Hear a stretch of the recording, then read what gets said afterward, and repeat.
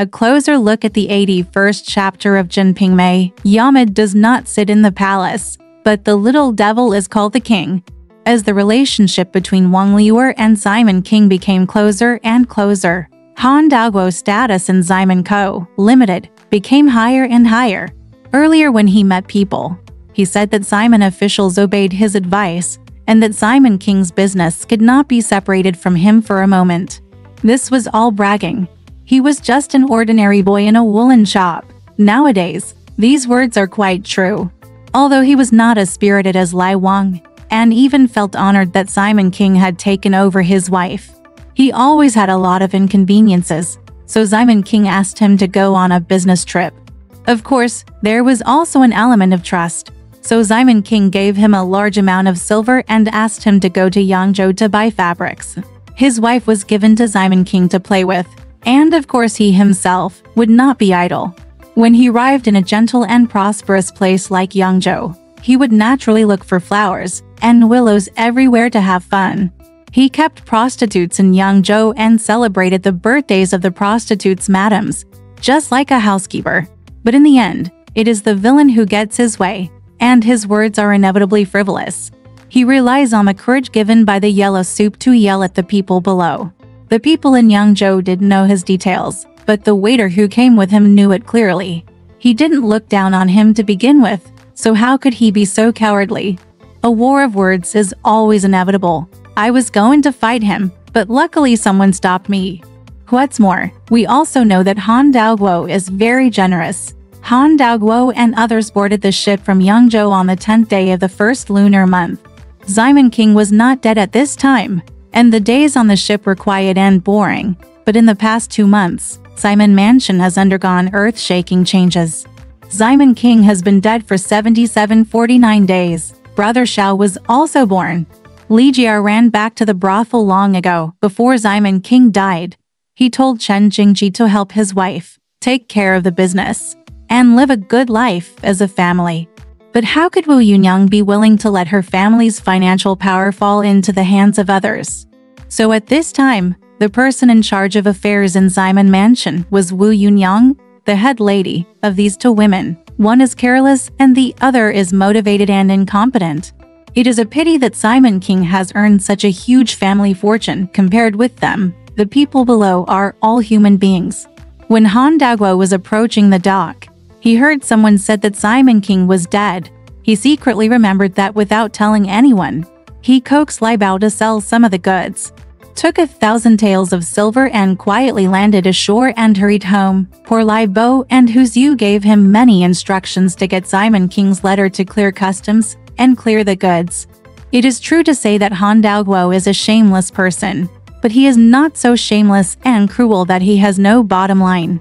He also thought about going back to Simon Courtyard to see the situation, and also thinking about sending back 500 taels of silver from the sales. On the contrary, Wang Liuer, who had just slept with Simon King, was ruthless and showed no mercy.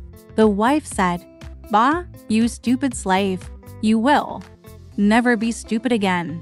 Now that he is dead and there is no one here, what does it have to do with us? You can give him half and leave it to him. My son, I want to ask you about your whereabouts. Why don't you beat him hard and give him 1,000 taels? We'll hire a boss, kidnap him to Tokyo, and go to our son. I'm worried that there is no place for you and me in the palace of our in-laws." The Grand Master, Han Daoguo, couldn't be cruel yet. Although his current good life was bought by his wife in exchange for her body, without Simon King, he would have nowhere to sell his wife. Han Daoguo said, "How can I change my mind when I receive benefits from a high-ranking official? It's unreasonable." Objectively speaking, Simon King was very good to Wang Liuer and Han Daoguo's family. He was generous with money and not only provided after buying the maid and buying a house. It was not much worse than the money he spent on Pan Liuer. Moreover, Hanai found a wealthy family like Sai Jin and paid a generous dowry to her. Although she is going to be a concubine for Han Daoguo's family, it is really a high achievement. It's just that Simon King had some quirks that made Wang Liuer suffer a lot, but she wanted to make money from him, and Han Daoguo wanted her to do the same, so he had to endure it. Now that Simon King has died in the West, she thinks of the suffering she once suffered and the humiliation Wu Yunyang criticized her when he went to pay his respects. The resentment in her heart seems somewhat understandable, so the couple agreed to let Honor see the house, and they took all their belongings and went to Tokyo to join their daughter. In the past few years, this couple has really made a lot of money. Han Daoguo took Wang Han Zhaolang and 2 girls to Tokyo with him. 20 carts were hired and all the boxes and soft objects were loaded onto the carts. Go out of the west gate at dawn and go straight to Tokyo. At this point, the lives of Han Daoguo and Wang Liuer have undergone qualitative changes, but their drama is not over yet. In the post-Simon Singh era, Lanling Zhao Xiaoxing gave the family more missions.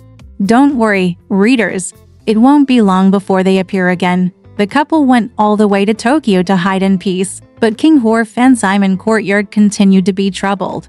Wu Yunyang got the news and sent Chen Jingji to find Lai Bao. Lai Bao was still waiting for Han Daoguo on the boat. When he learned that Han Daoguo had taken the money and gone to Tokyo, he was naturally furious. They were still relatives, so they deceived him like this. Chen Jingji is really useless. He only has Simon King's lustful lust, but does not have Simon King's shrewd mind. A slave, using some tricks, moved 800 taels of goods under his nose. It can be seen from this that with the death of Simon King, Simon Courtyard will inevitably decline rapidly. Simon King's requirements were actually not high. He probably knew that Chen Jingji could not support his Simon business empire.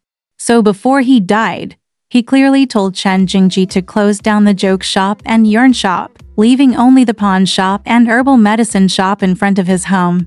Let Wu Yunyang and other orphans and widowed mothers live their lives, but Chen Jingji couldn't even make such a request. He has no plans and no respect for himself, and none of his family members listened to him. Wu Yunyang sent him to find Lai Bao. When he came, he said that Han Daoguo had gone to Tokyo, and Lai Bao immediately became suspicious. Wu Yunyang told him to negotiate with the buyers to sell the goods at a price, but the price he offered was unreasonable. All the buyers left. After a few words with him, he simply gave up and quit. If he could afford it, Lai Bao wouldn't use his status as a slave to show off to him. And he wouldn't even dare to have the audacity to take advantage of Wu Yunyang even though he knew he was his son-in-law. Lai Bao one night, a drunk boy who had eaten out walked into Yunyang's room, leaned over the king and said to Yunyang, "You are young and young. Without your father, you have to guard this place by yourself." Wouldn't it hurt the child to be alone? Yunyang was speechless. When the wall falls, people push it down, and when the tree falls, the hosen scatter. The big tree of Simon King fell down, and Han Daoguo absconded with money to protect his power. But Lurzai, who was far away in Tokyo, also came to take advantage of the situation and wanted the 4 singing girls in the family. They say they are giving money, but they are actually asking for it by force. Wu Yunyang originally regarded Saijin as one of her own. Yunyang said, "In-law Zhai's family also owes us for protecting him, so why don't we get some points?" At this time, when she saw Zaiqian's letter, she panicked and her brain was not clear. Yes, she wasn't very smart to begin with. She actually found the bailiff who had been disrespectful to her before and asked him for advice. How evil can the human heart be? Lai Bao was ordered to send Yu Xiao and Yingxun to Tokyo, but he raped them both on the way. Of the 2 ingots given by Zaijin, he withheld 1 ingot and gave only 1 to Wu Yunyang. Wu Yunyang, who didn't know what was going on, was very grateful to him. Not only did she send him to drink, but she also joked with him and made clothes for his wife. Lai Bao's wife, Hu Xiang, who once had a quarrel with Song Huilian, was not a fuel-efficient lamp. Now that Lai Bao has made a fortune, she has followed suit and lived in fine clothes. But only when she saw Yunyang, she wore miserable clothes and hid it from Wu Yunyang. When she understood the truth, she went to tell Wu Yunyang the truth, and she started to curse. When Lai Bao came, he repeatedly teased Wu Yunyang and cursed her every day, making the Simon courtyard a mess. Wu Yunyang had no choice but to send them away. They cheered like birds out of their cages and opened their shops brazenly. When Lai Bao came, Dalale and his brother-in-law opened a cloth shop, selling fine cloths of various colors. They met with relatives and friends every day. and exchanged favors with each other. When the power is defeated, the slave deceives the master. When the time is weak, the devil tricks others. This is the way the world is, so who can blame it? However, if Simon King had not died, everything would not have to be like this. It is true that Yama does not sit in the palace, but the little devil is called the king. A closer look at Chapter 82 of Jin Ping Mei, Wild Mandarin Ducks Burning with Passion.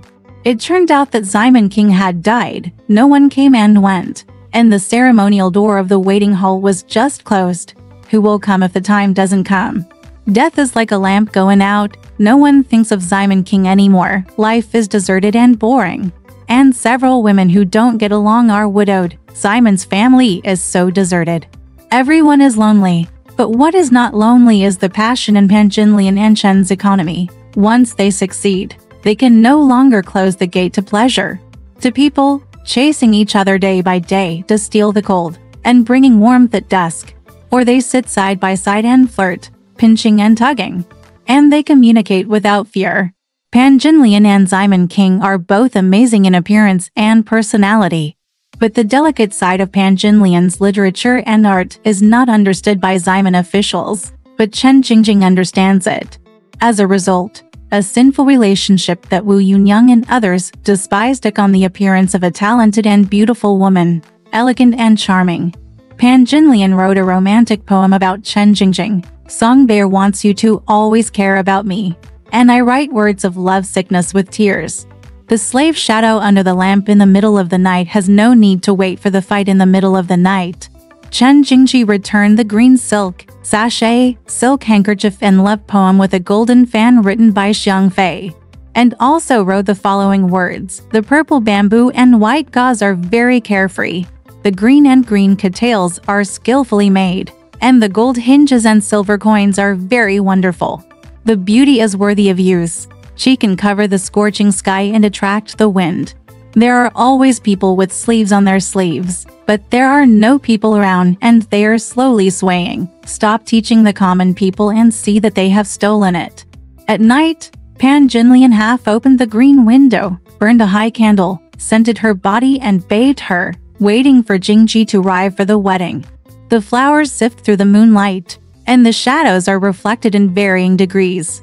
The poetry in front of the flowers and under the moon was all thanks to Simon King's accumulation during his lifetime. Now, it has added fun to the date between his beloved concubine and his young son-in-law. Chen Jingji was a careless person in world affairs, and he was not very serious in love. He could even suddenly protrude from under the tea curtain and hug the woman with both hands when making dangerous sexual invitations, which shocked Pan Jinlian. The two of them entered Pan Jinlian's room hand in hand, eating wine, teasing, and having sex in one smooth and tender manner. Just like how Simon King climbed the wall to have sex in Li Pingera's room a few years ago. I can't help it at night, and even more during the day. Pan Jinlian's upstairs was stacked with raw medicines and spices, and Chen Jingji often went upstairs to get the medicine. Both intentional and unintentional collisions have become commonplace. That day, Pan Jinlian went upstairs to burn incense and bumped into her, so Guanyin Bodhisattva became a witness. She watched the two kissing and smacking their tongues, with their hands flying on the spring bench, and they were so selfless. Peng Chunmai happened to go upstairs and bumped into her.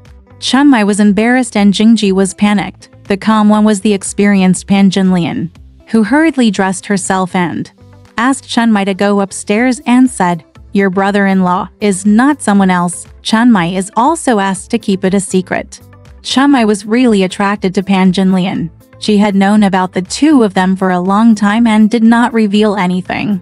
However, Pan Jinlian understands and controls men far better than women. In the past, she had an affair with a young book boy, and Chunmai kept it a secret and helped her out of trouble. But now she doesn't believe Chunmai and demands unreasonably, "You also come over and sleep with your brother-in-law, and I will trust you." Chunmai's face turned red and white with embarrassment. Pan Jinlian was so distrustful that she even forced herself into the water. How can Chunmai relieve the turmoil in her heart? Pan Jinlian didn't care so much, but for the sake of her new lover, she did not hesitate to choose Chunmai to submit. Chen Mai finally fell in love with Pan Jinlian and let Chen Jingjing play with her. British philosopher Elaine D. Bodden said, "Sex is essentially a destructive and maddening force that conflicts with most of our pursuits and cannot be integrated into civilized society. No matter how hard we try, sex will never be as easy and beautiful as we hope it will be. It is full of cruelty, perverseness, subjugation, and a desire to humiliate. It is always absurd and conflicts with our highest commitments and values." If Chen Mai is literate, she will probably be deeply aware of it, but she was still willing to help Pan Jinlian. Pan Jinlian cannot live without men and has no desire for female friendship. Chen Mai, on the other hand, doesn't care about men and only has a deep love for Pan Jinlian. This is probably unexplained quantum entanglement. Even though they are of the same sex, the three of them became a family. And in June, Grandma Pan fell ill and died. Wu Yunyang refused to let Pan Jinlian go to the funeral. The two talked for a long time, and Pan Jinlian finally obeyed and went out to relieve himself in the hall. However, Chen Jingji lived in the East Wing and overheard. The two naturally flirted and teased again. I don't know whether it's the creativity of the author or the creativity of this couple. They come to life through the window, and they are so frank that Li Pinger's full set of erotic pictures suddenly lose their color. But sex is not just sex. It can lead to a lack of interest in the body, or it can lead directly to love. Or, two young people who meet each other will definitely develop dependence and trust in the fierce collision and blending. Being able to do things that violate public order and good customs together for a long time is based on trust and cooperation. In fact, it is similar to the Taoyuan Three's sworn relationship. The whole story of the Three Kingdoms is about the rebellion of men in troubled times. The evil relationship between men and women is not the rebellion of human nature in the area of wealth and prosperity. In the evening, I became more and more passionate, and my description of the scene also opened my way poetically. The moon is dark and the stars are dense. Incense sticks were hung on the tent. Spring plums picked impatience. Pan Jinlian dyed 10 fingers of spring green onions carefully, and I enjoyed the coolness in the patio. I saw the Shu who was silent. The jade rope is turning low and the two stars Morning Glory and Weaver Girl are separated on both sides of the Tianhe River. Suddenly I smell the fragrance of flowers and a few fireflies. The woman held a fan in her hand and lay on her pillow to wait. The author seemed to have pity and blessing for these two mandarin ducks, and couldn't help but use the romance of the West Chamber to open the way, and said that this scene and feeling are waiting for the moon to fall under the West Chamber, and the door to the wind is half open. The shadows of flowers on the partition wall move, and it is suspected that a beautiful lady is coming. Chen Jingji came waving hibiscus flowers, and Pan Jinlian made an appointment to ask him to do something most considerate to her. After the clouds and rain were over, Pan Jinlian took out 5 taels of broken silver and said, "Your grandma Pan died outside the door, and your father has already left the coffin with him. There will be a funeral tomorrow, and your aunt won't let me go. These 5 taels of silver I leave it to you. Tomorrow morning, I ask you to go to the door and send it to your grandma Pan. Send the money and watch it fall into the ground. When you come home, just go with me." The scraps of silver show that Pan Jinlian worked hard to save. Once upon a time, Pan Jinlian and her mother had a quarrel and became enemies of life and death because of a penny of money for a car and sedan. Chen Mai was right. Pan Jinlian was not stingy. She just felt that her grandma had lost her self-esteem and dignity. Chen Jingji took the money and got things done quickly, without any of the half-day delay he had when he was a fake dutiful son. Chen Jingjing thoughtfully brought the jasmine flowers for Pan Jinlian to wear. Jasmine is also called the Moli flower, and it is white, which fits Pan Jinlian's mood. At this time, the woman shed tears when she heard her mother was buried. Relatives are the easiest to create rifts, and everything in the past disappears with death. The family affection that had been obscured by the difficulties of life came to the surface at this time. Pan Jinlian is good at acting. When competing for favor, she shed tears in front of Simon King. This time, it was real tears. Simon King is Pan Jinlian's husband, but Pan has never had any real contact with him. If a man and woman start to chat and exchange their childhood, love will follow them like a shadow.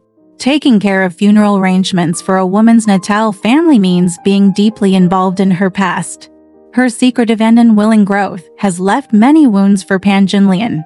From then on, Pan Jinlian became closer and closer to this young man. Even if you fight against the whole world, you can't stop this bad relationship from changing from desire to true love. Therefore, once we are familiar with each other, we will feel more intimate. Once we are intimate, we will inevitably have a momentary failure to seek perfection.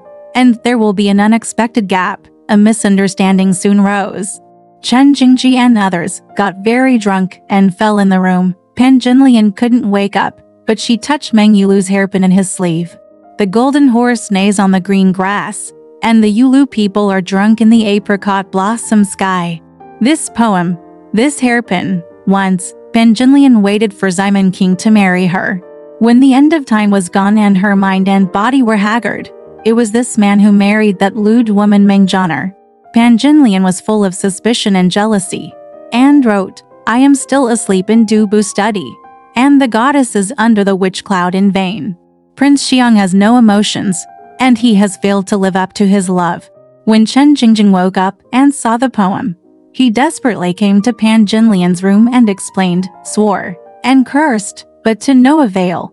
Who told him to say that this hairpin was picked up in the garden. In the past, Pan Jinlian secretly had an affair with a book boy and gave him a sachet gourd. After it was revealed, she was interrogated by Simon King. One of them claimed that she had dropped it in the garden, while the other denied to death that she had picked it up in the garden. So she got away with it. Now, how could Pan Jinlian be willing to be fooled into getting through? This is the revenge of fate. After you taste a little bit of true love, it falls into the dust and cannot be brushed away. Exactly. Who will be connected to the three lights and shadows? Everything has no roots but rises by itself. A closer look at chapter 83 of Jin Ping Mei. The flowers are in full bloom. I heard the night watchman shouting leave as dawn broke and day followed. No matter whether the night is sweet or painful, Chen Jingji can only be forced to leave before dawn like all cheating lovers. Pan Jinlian punished him severely but regretted it. This was the only adult man she could hold in Simon's house, and she didn't want to alienate him. Recovery is a matter of course. After a brief explanation, they fell head over heels and went crazy all night long. The sun still rises, and the sunlight is full of prying eyes. Qiu saw Chen Jingji leaving. This girl, like the silly eldest sister in Jia's family, could probably be a funny gadget if she met Jia's mother, but she would become a trashkin if she met Pan Jinlian. Needless to say, hard work was required, and beatings and scolding were commonplace. When Pan Jinlian tortured brother Guan and Li Pinger, Qiu was the chicken used to scare the monkeys. She didn't wink and wasn't smart enough. It wasn't until this moment that she discovered that Pan Jinlian was really having an affair with Chen Jingji. The bullying she had suffered on a daily basis finally had a righteous outlet. Qiu turned around and told Xiao Yu. I think back then, Qiu and Xiao Yu were both girls bought after Pan Jinlian entered Simon Mansion in chapter 9.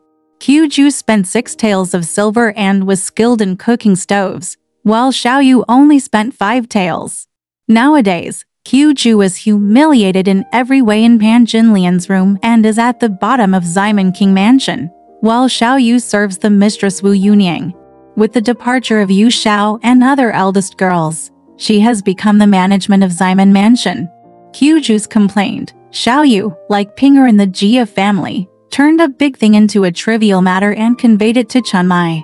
From the perspective of Simon Mansion, Xiao Yu's decision was appropriate, but from Qiu's perspective, it was too unfair. Children argue about right and wrong, while adults consider costs and benefits.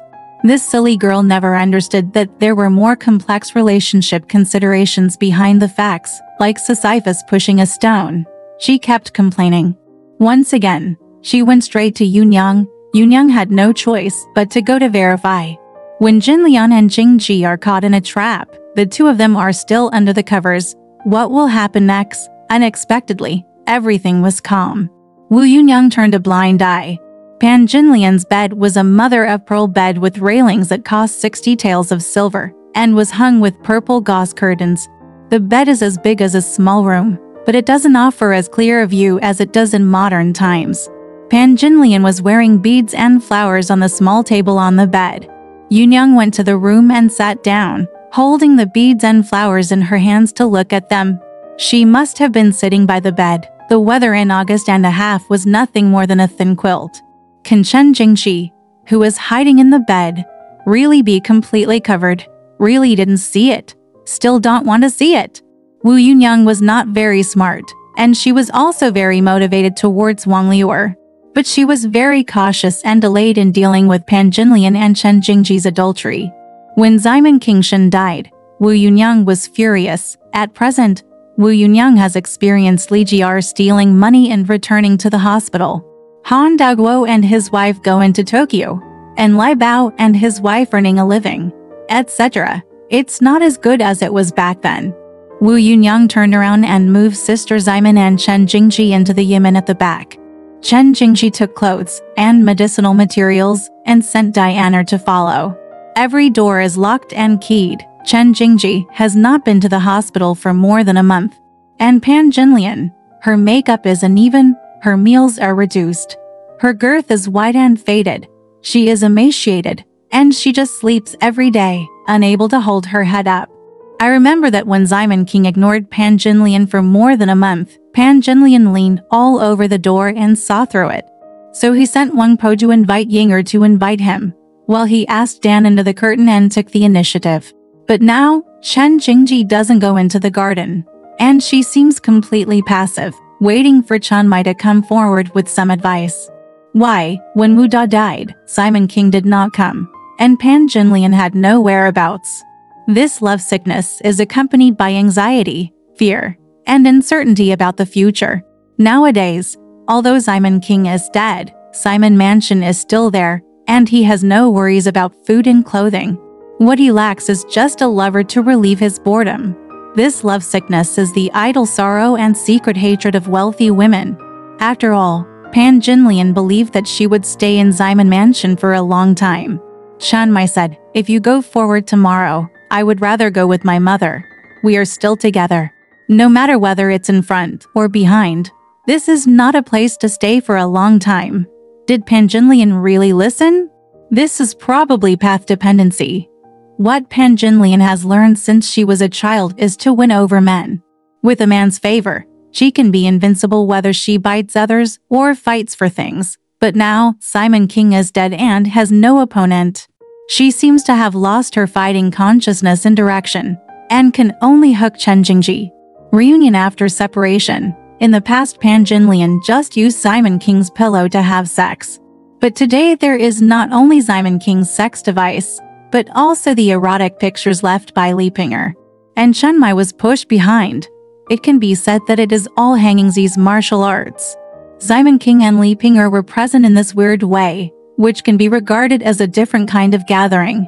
Qiu Ju looked at it happily for a long time, and then reported back to Yunyang. Wu Yunyang not only scolded her, but also threatened to beat her, which frightened Qiu Ju so much that she never dared to come back to talk again. Pan Jinlian felt at ease. She didn't know that this was just the calm before the storm. Even if she knew, she might not be able to control herself. She is not like Li Jiar, who has the support of her family and secretly saves money. She is not as clear-eyed and calm as Meng Yulu. She doesn't even have the ability to hide private money like Sun Zue. This extremely needy, unbearable, but high-spirited woman has her own destiny. There are flowers that need to be cut off, and they are ready to bloom. For now, let them bloom. A closer look at Chapter 84 of Jin Ping Mei, A Scrawled Escape. As a reader, ever since I saw Simon King's death, I felt that the whole book suddenly became less interesting, and the subsequent chapters became a bit uninteresting. Could it be that Lanling Zhaoxiaxing wanted to match my reading mood? Chapter 84 completely subverted my imagination. How could it be written so nonsensically? There are many wonderful chapters in Jin Ping Mei, but this time, it seems that there is no trace of the witty humor that cut into the heart before, and the coolness and transparency. The beginning of this chapter is as follows. Wu Yunyang invited Uncle Wu to discuss that she would go to the top of Tai'an Prefecture too. Offer incense to her, because Jin King made a wish when he was seriously ill. It means that before Master Jin died, Yunyang made a wish that if she recovered from her illness, she would go to the top of Tai'an Prefecture to offer incense and hang up her robes with her for 3 years. But here's the magic. Is Yunyang so brainless? The first is that her husband is dead and has not recovered. And the second is that the whole family is in a mess. Just last time, Qiu Ju reported to her 3 times the relationship between Chen Jingjing and Pan Jinlian. Adultery. When a family is in such turmoil and everything is waiting for something to be done, she actually wants to go thousands of miles away from home to go to incense? Moreover, it was Uncle Wu who led the way, and the most capable young men, Dian and Lion, accompanied him. The 4 of them went together. This is completely unbelievable. He abandoned his family fortune, and his brother Xiao, who was not even 1 year old, took away the elite soldiers and generals, and left behind the restless Pan Jinlian and Chen Jingjing, as well as a bunch of widows and wet nurses. That's it. He went away in a big way. Who lent her this courage? Isn't she afraid that the family will cause trouble? Pan Jinlian, the troublemaker, had been very careful before. Even the official brother she was afraid of being plotted against. This time, she was so confident and bold that she didn't react. No wonder Zhang Jubo commented, Guangfu's finances are now at home, so there is no Qiu Ju. In other words, this should have been taken into account earlier. Anyway, Wu Yunyang just left without caring. I was speechless all the way, and after walking for several days, I arrived at Tai'an Prefecture. I got up early the next day and went up the mountain to look at the Daiyu Temple. The Daiyu Treasury is in front of the mountain. In short, after traveling through mountains and rivers, we arrived at Bixia Palace, which Wu Yunyang had longed for. Next, another very quick plot came. There was a Taoist priest in Bixia Palace, the eldest disciple of Abbot Jin in Daiyu Temple.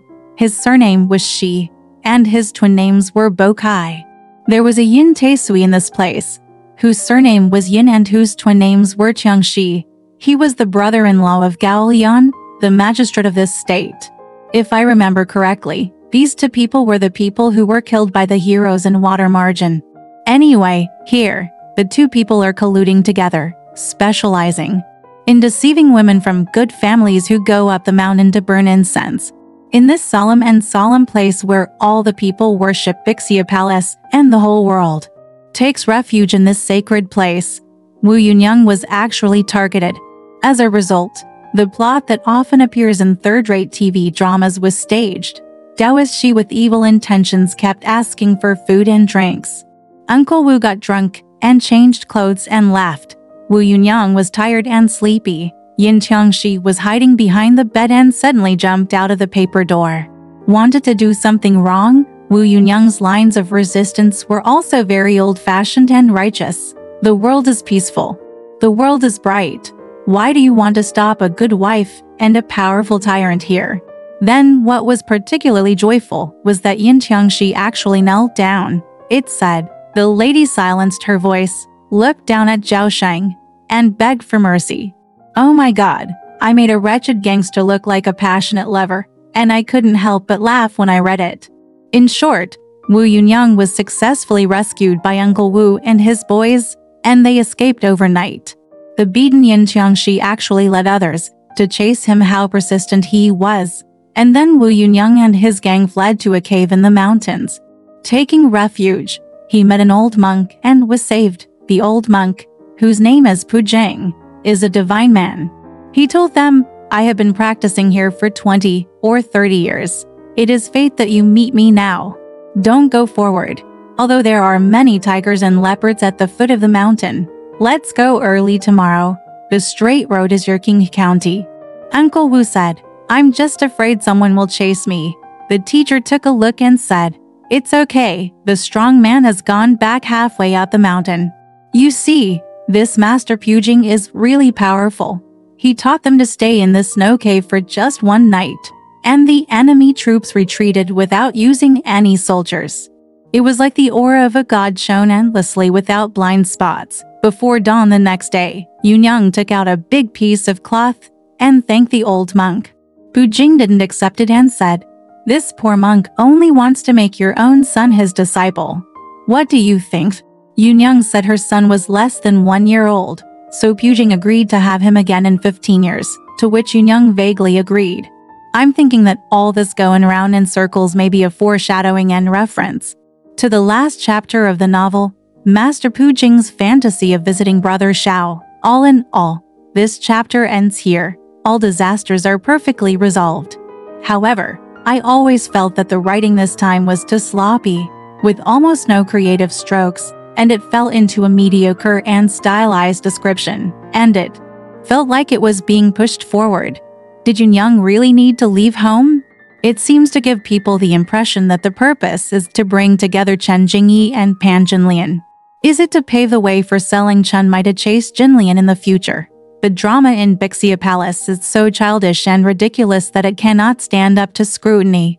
But when Zen Master Pujing accepts a disciple, there is no need to create such a tortuous and complicated process, right? At first glance, I feel that it is illogical and inconsistent.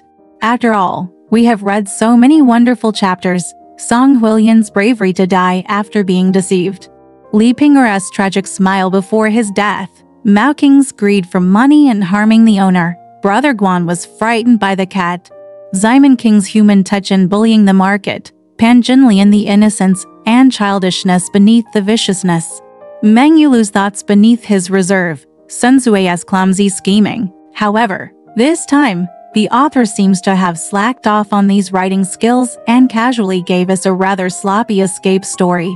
It seems to be saying, if you like to look at it, you will be pushed aside if you don't. So, what I want to know most is, what happened to the author this time? Alright, this part of the story ends here. Want to know what happened next?